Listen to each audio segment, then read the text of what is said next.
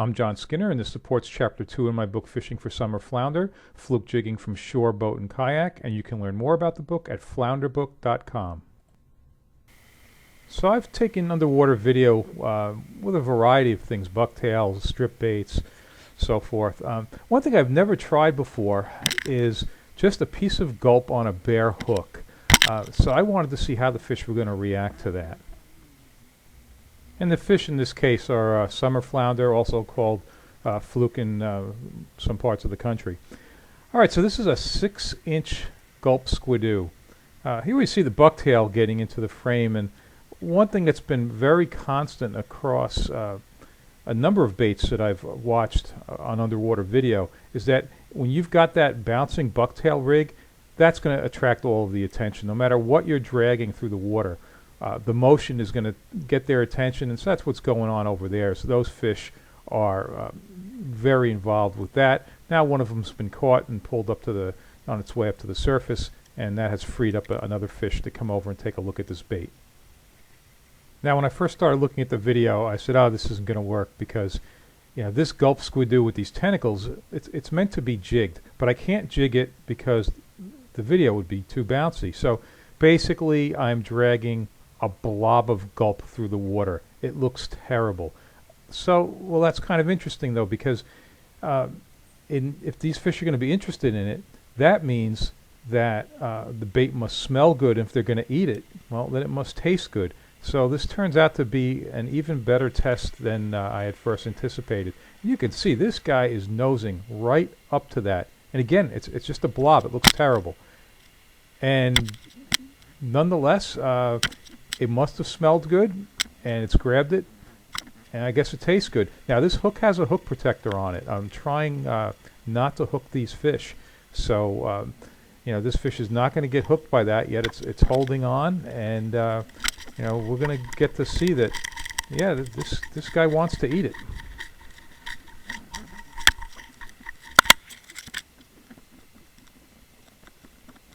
And you can see the bucktail has again got into the frame, and that fluke's going to be pretty interested in the bucktail. And he's trying to go back and get it. Now, like I said, there's a hook protector on there, so that bait can pretty easily come out of its mouth, but it must taste good because there it goes. It's just eating it right up. So this video is a little more blurry, and for me personally, this was one of the most educational parts of this video effort.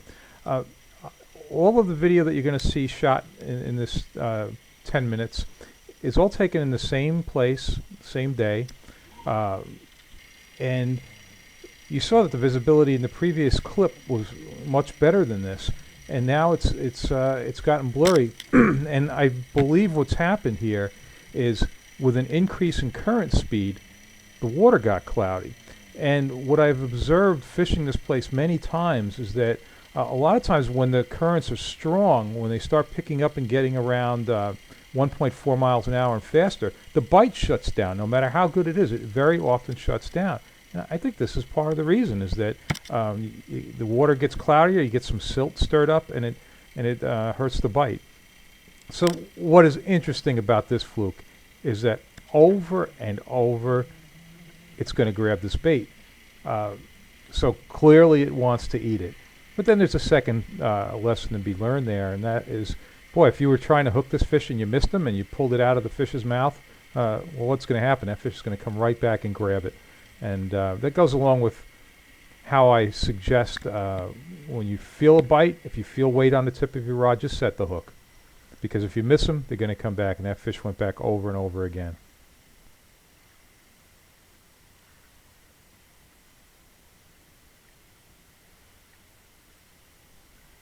I think there's 5 fish chasing that bucktail rig, every one of them ignoring this. Now finally it's got the attention of this fish, and I guess it's not noticing the bucktail behind it, so it's happy to hit the gulp. And just to be clear, that bucktail's being fished off a rod. I'm trying to catch fluke while bucktailing, and I've got this camera rigged down so I can get the underwater video, so it's like 2 separate efforts.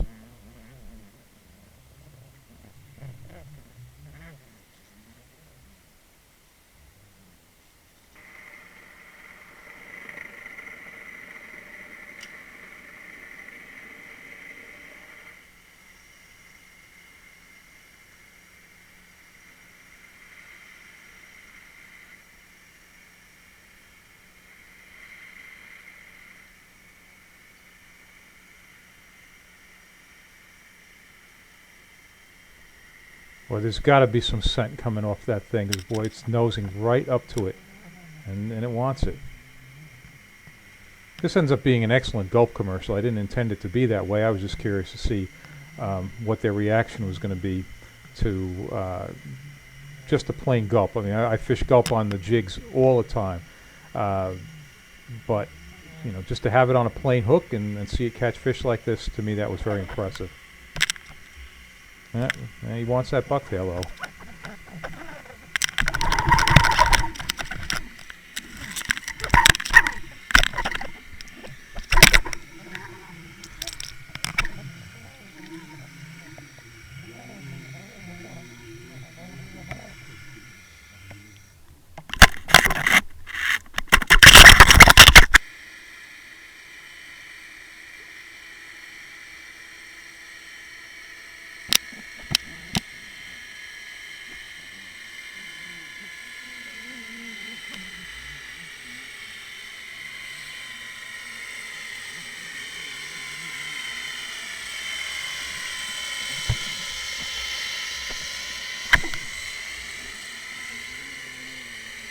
Yeah, even with you know, the bait being swallowed, yeah, it's still going after the bucktail rig, and it got it there.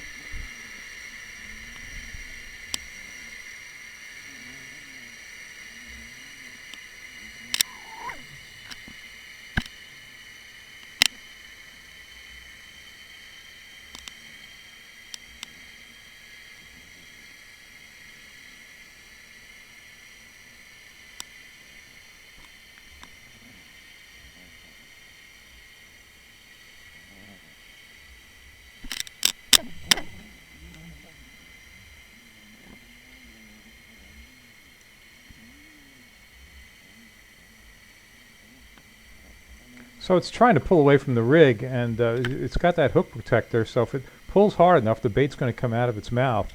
And there it goes, and well, that didn't last long. As soon as it came out of its mouth, he wants it back, and well, I guess it tastes good.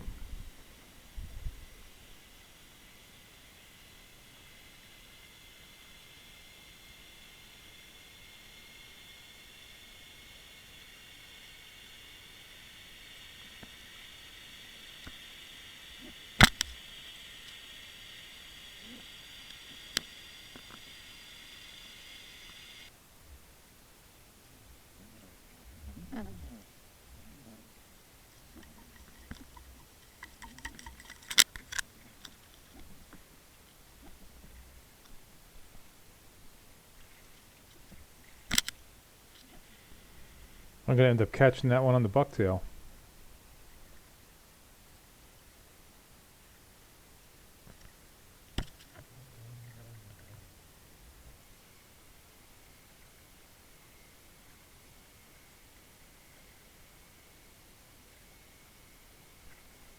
That's a sea robin. Of course, that one's going to eat it.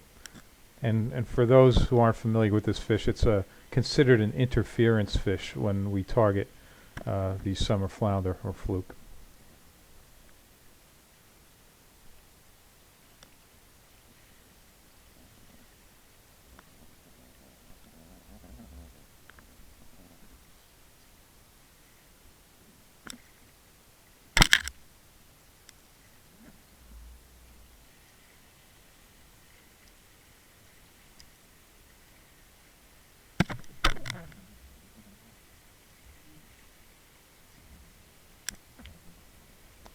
Okay, so I found this to be one of the more interesting underwater videos that I've done. I hope you found it useful, and I encourage you to check out the book Fishing for Summer Flounder, Fluke Jigging from Shore Boat and Kayak, and you can learn more about that book at flounderbook.com.